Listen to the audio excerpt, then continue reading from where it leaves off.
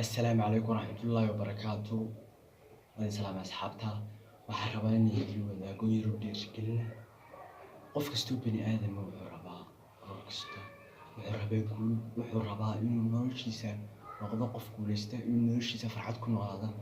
laakiin nasiib darro wadadeedii ma hayno, nasiib darro jidkii loo raaci lahaa ma hayno. dad badan oo naga mid nolosha way ka dhaceen sababtoo ah dhiiranaan, adkaysi intaba mid qabin.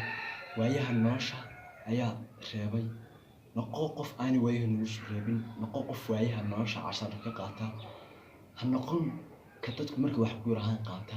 aaminsan naftaada isku aamin. ma jiro intaad guusha aad gaadhisid aad dadaalkeeda ku jirtid qof ku garab istaagaya, qofku aaminaya. hal qof ku aamin, qofkaas waa naftaada is aaminsanow. marka hore is aaminsanow, ilaahay subxaanahu wa tacaala dadka isku xir, insha Allah waad guuleysan doontaa. dad badan oo naga mid waxay rabaan inay guuleystaan, inay leebin qaataan, inay liibaanaan, inay labada daaroodba gaadhaan.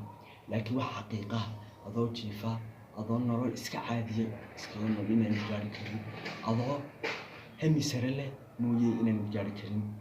dadka guuleystay maanta ee caalamka sidaadoo kale adii daawlo sii daawanayeen, hamigaasay lahaayeen, laakiin activity-good bay kor u qaadeen, shaqadoodii bay soo saareen, hamigoodii iskooliskoodii bay dadka u soo bandhigeen. insha Allah way ku guuleystaan markii dambeysay. dadkana waa kuwa ummadda hogaaminaya.